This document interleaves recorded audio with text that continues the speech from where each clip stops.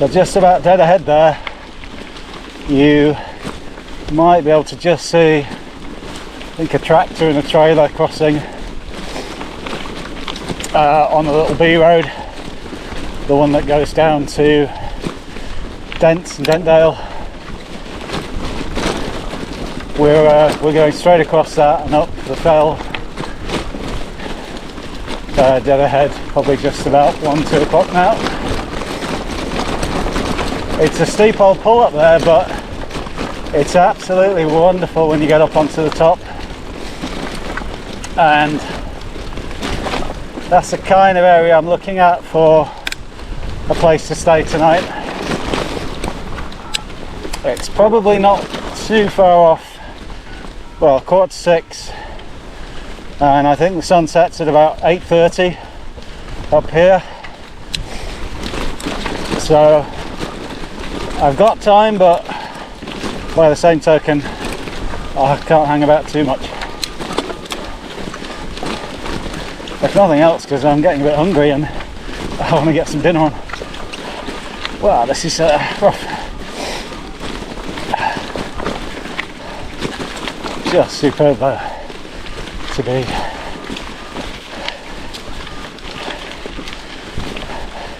back out in the Dales. Whew.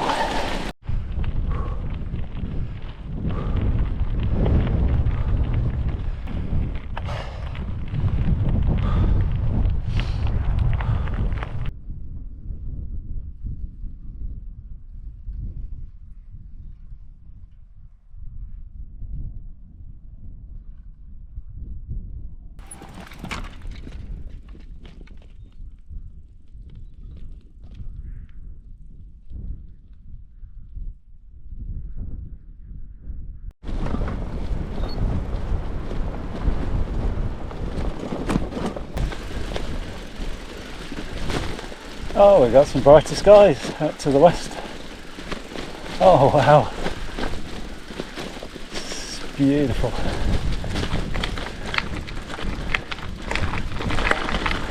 I'm liking my choice of evening spot now even more.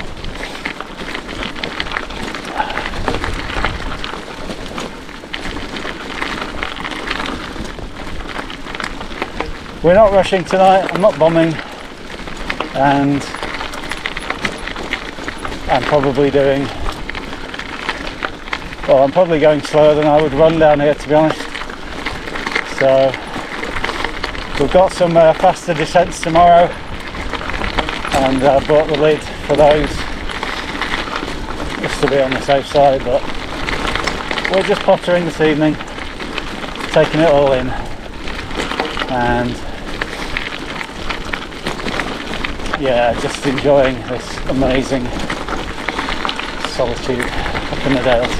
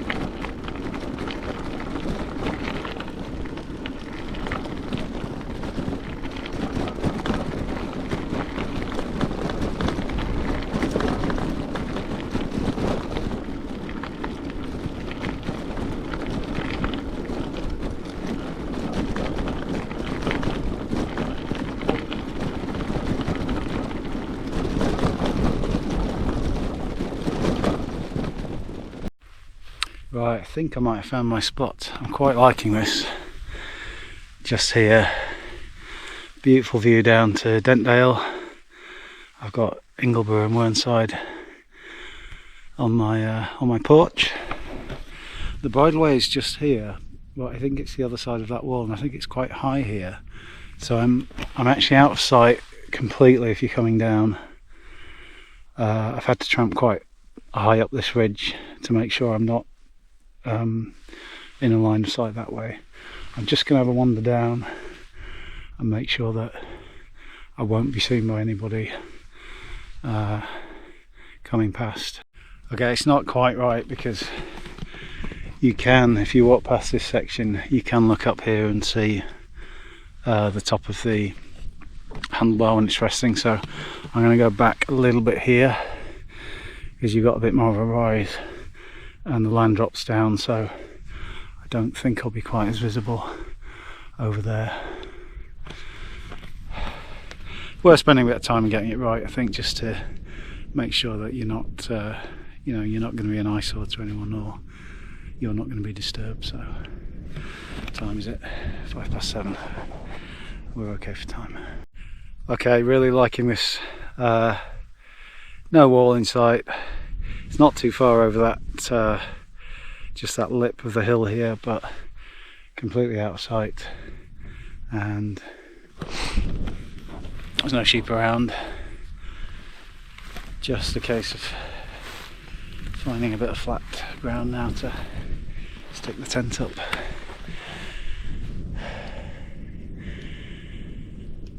Yeah, just here I think. Right, let's get cracking.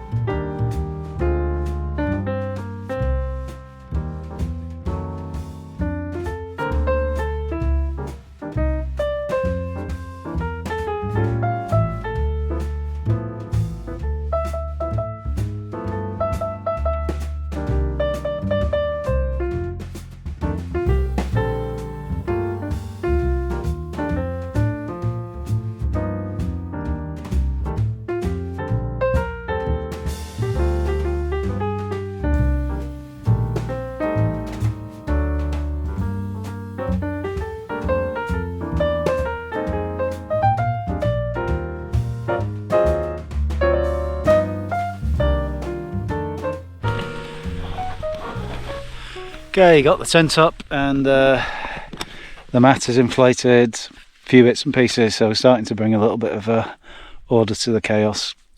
It looks very lumpy in there, but it's just this soft grass, and it'll all pat down hopefully quite nicely, and should be quite a comfortable night. A couple of other bits to get out, and then I'm going to get some food on because it's 7:30 and I'm absolutely starving.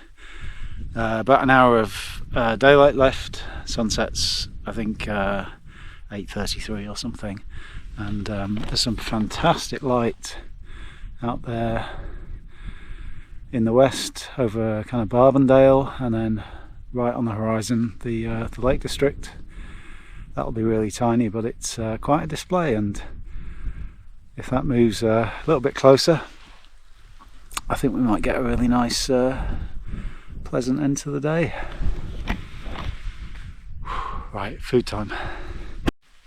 Well folks, please don't judge me, but tonight for dinner we're going with the trusty old pot noodle and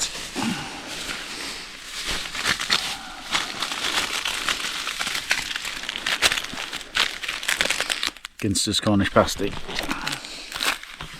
You can't go wrong really, and yeah, it's just quick and simple and convenient, and nutritionally, let's just not go there, shall we? That light is amazing on the horizon.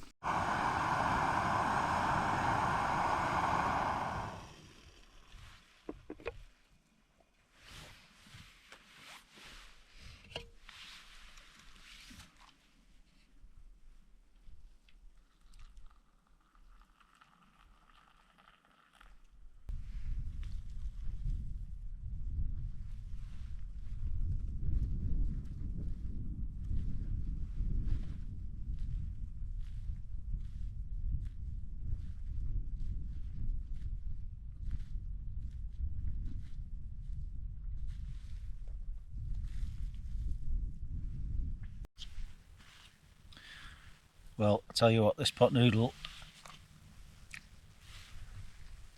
is going down very well indeed. Tastes a lot nicer out here, I must say. So I was about 3 weeks ago doing a thing for work in Hong Kong of all places, and I remember one evening I was invited out for dinner and I sat in this lovely restaurant overlooking Victoria Harbour, and the iconic Star Ferry was going back and forward across to the other side, and the other side was all like skyscrapers and lit up with the mountains in there, you know, as a backdrop. And it was quite the sight, I must say, but it's not quite the Yorkshire Dales though. Look at this. I mean, that for me is just where it's at. Isn't it stunning?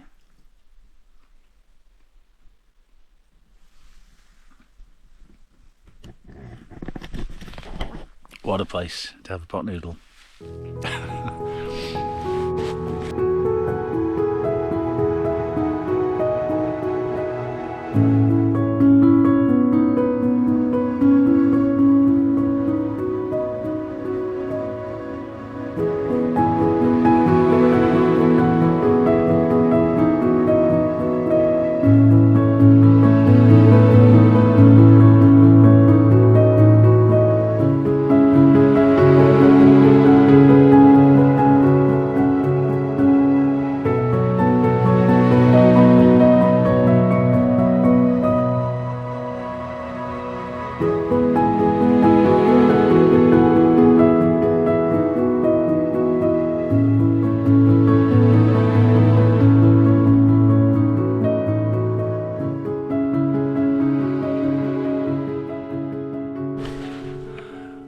Well folks, it's just a sliver of kind of red sky far out to the west there. I don't know if that'll come across on the camera, but this particular spot, the light has well and truly faded now. It's just gone 9 o'clock, and yeah, it's time to get inside the tent and hunker down until the morning. So I'll bring you back bright and early tomorrow morning.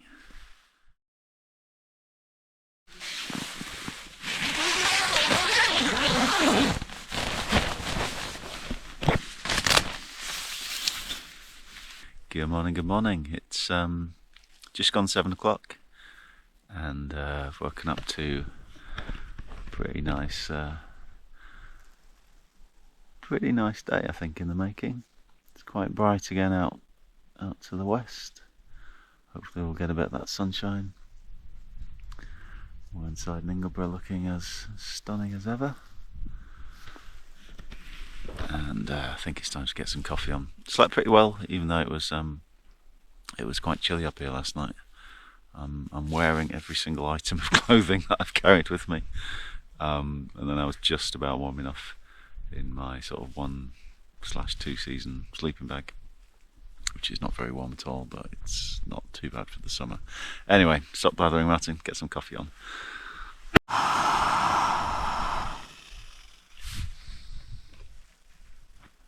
I tell you, this Alp kit, brew kit thing boils water in no time at all. It's amazing. Oh, I've got a little bit of grass in there.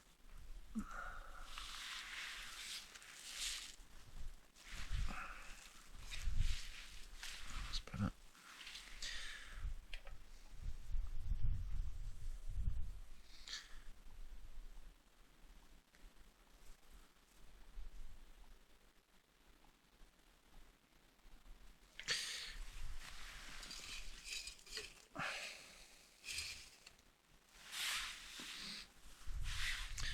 Nice frothy cappuccino to start the morning.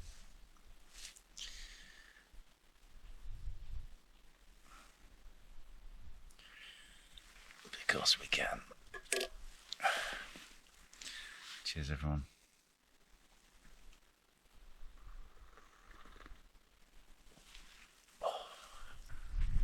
Oh man, I'm loving this. Sun's just broken through.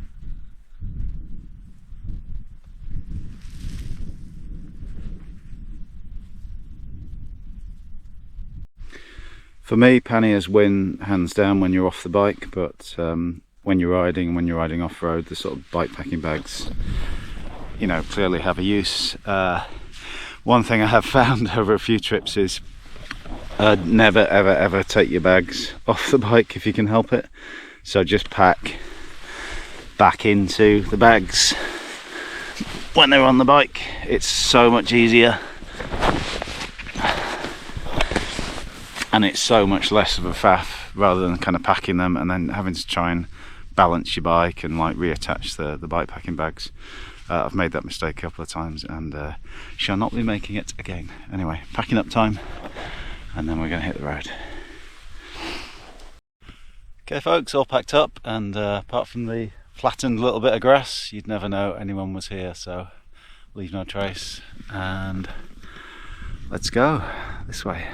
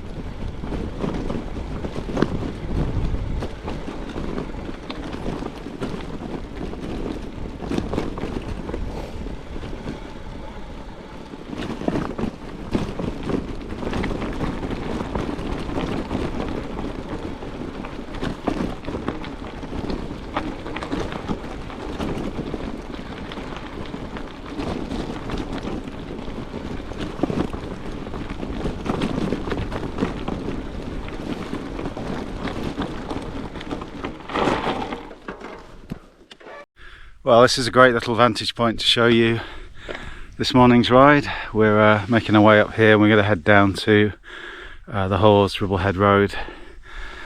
Lovely view now, opening up into Wensleydale, just kind of looping off to the right there, and then you've got the big off-road climb, which I've done on a previous video, up from Hawes up to Dodfell, which is the high point there on the horizon.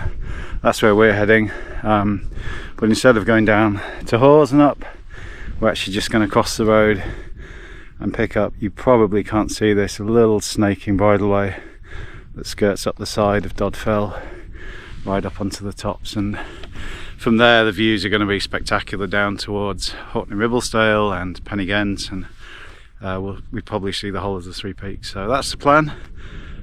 Might change it, I'll see how I feel, but yeah, at the moment we're just kind of picking our way up this rise. I freewheeled down here last night, just enjoying the views, and I'm having to put the effort in to get back up the other way, and then there'll be a really fast descent, just a couple of minutes down to the road, and then cross, and then we're on the bridleways. We're actually on the Pennine Bridleway here, and I think the other section, the other side of the road up towards Dodfell, is also PBW if I remember right. But yeah, it's quite the place to be. Right, onwards. Okay, gate navigated, and a very fast descent here. Not that I'm going to bomb it completely because I've got bags on the bike, and the handling's pretty good with them on, but you know, you never know. So we're just going to take it easy. Got the lid on, which is why I bought it. Just so I can kind of let the brakes go a little bit here. Oh. This was an absolute bugger coming up last night, but man, is it nice going the other way. Oh. You may have noticed I've taken the Maxxis mountain bike tyres off, and I'm just running some Schwalbe G1 all-rounders. They can just about handle this in the dry, and obviously it's perfect for the towpaths and the bridleways around my place. So for now, these are the tyres I'm sticking with. Wow, this is fast. And yeah.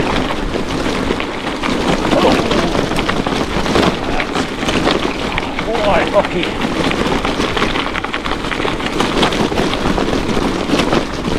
Just feathering the brakes, making sure I don't lock up. Whew. Oh man, it's about as much fun as you can have on a Thursday morning.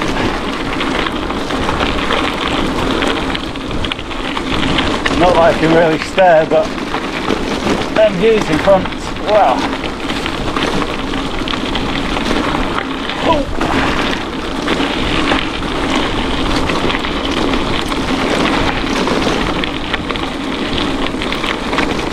Just scanning constantly for oversized stones. Pretty well used this, so most of them are probably knocked to the side.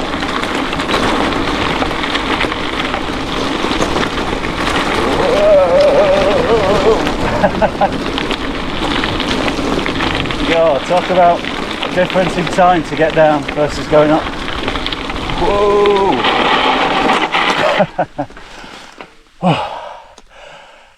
And relax. So yeah, literally sort of 300-400 yards on the road, and then we're just crossing straight over to the other side there, and then starting the big climb of the morning.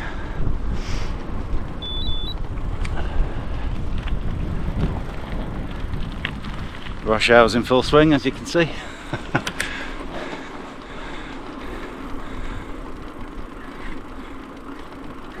And another gate.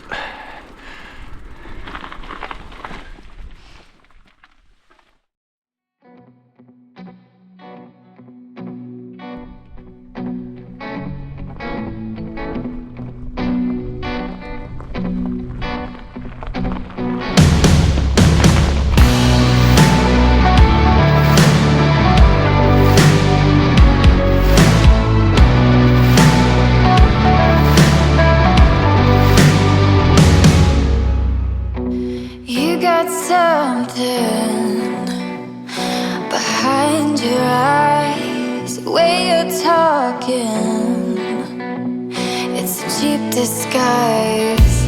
We were made to chase the light, but you got saved on a moonless night. Get free.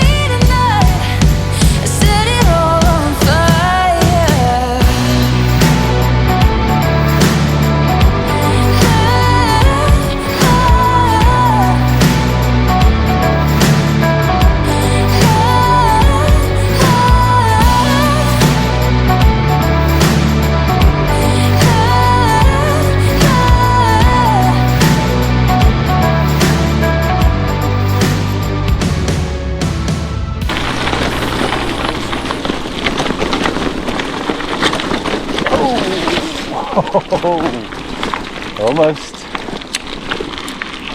Right, calm down, Natty. Let's get your sensible head back on.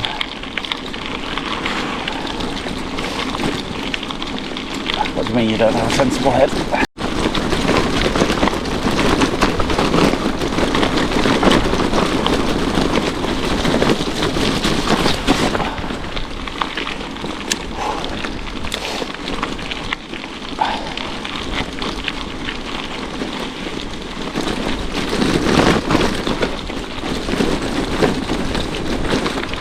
Tell you what, descending on a mountain bike is a lot like skiing. You're kind of going downhill, so one would wonder why it takes so much effort.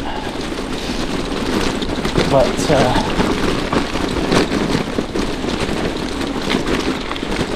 it's just a different kind of exertion, I think. Different muscle groups, but muscle groups all the same.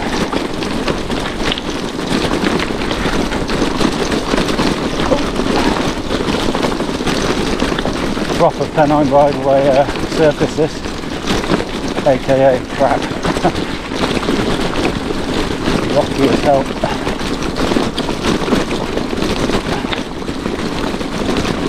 But this is going the right way.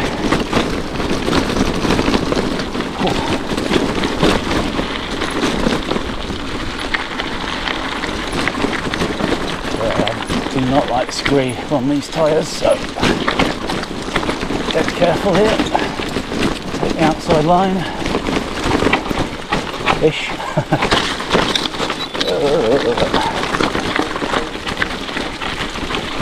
Wheel destroying boulders.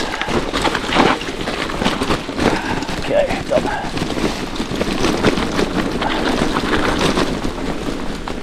I think I'll have to stop at this little bridge and just make sure all the bags are still on the bike. I'll fasten it up properly. Oh!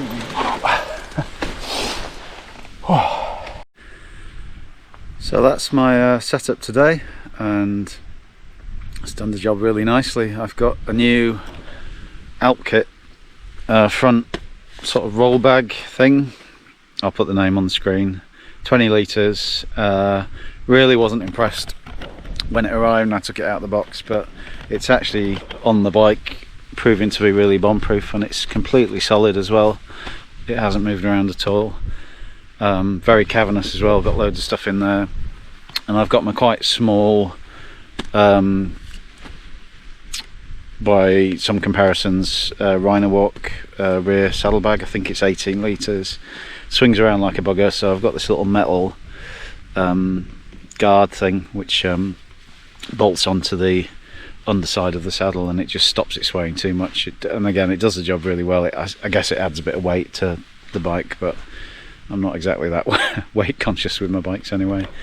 Little Rock Brothers Rock Bros triangle, Jelly Baby storage, and batteries, and then obviously a little pouch for my GoPro and stuff. So yeah, it's done the job really well. And the one thing I do like about the bike packing bags over the panniers is you really can hammer it down, some of the descent, and as long as you've fastened them properly in the morning, they're not going to go anywhere. Whereas obviously panniers just have those plastic clips, and you know, I've done trips like this with panniers, and they've stayed on. But I've also, was it last year on the Badger Divide, had a pannier rack snap on me, so that's made me a little bit wary now about off-roading with panniers, or like doing anything gnarly. This isn't exactly gnarly, is it? But I think you know what I mean.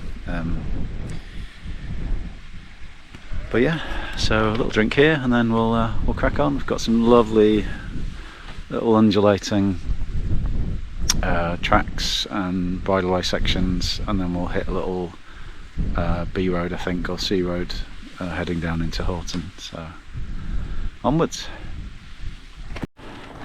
Well, last little views of Whernside, just over my right shoulder there, and it's a couple of miles into Horton here. It's just gone midday, so we'll see if we can get a cup of coffee and a bit of cake or something in Horton, and then I need to have a look at train times and decide whether I jump on the train there or head a little bit further south into Settle, which I'd quite like to do, but it's very much dependent on timetables and timing and all that sort of stuff. I think there was obviously a couple of big climbs right at the start of the morning, but otherwise it's just been absolutely lovely descents and little undulating tracks. Just lovely riding. And every time I come to the Dales and I get sort of in the latter stages of the ride towards the end, I just kind of want to stay, to be honest. Can you blame me? Oh, come on, legs! Yay.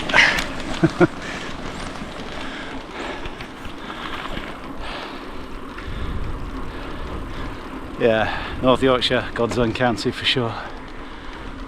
I am biased, obviously.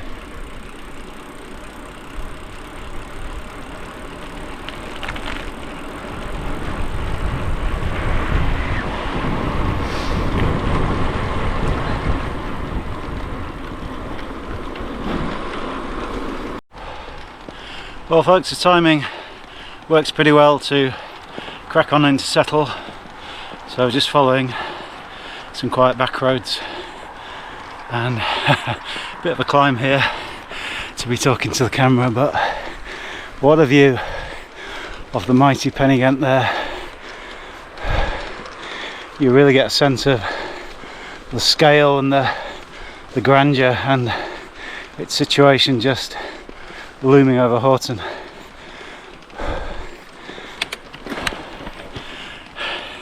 That'll look really small on the GoPro, but that is quite the view to finish off the ride as we really exit the Three Peaks territory now. Onwards. Talking in your sleep, said I'm gonna leave right before the red sun rises. Get free tonight, let's set it all on fire.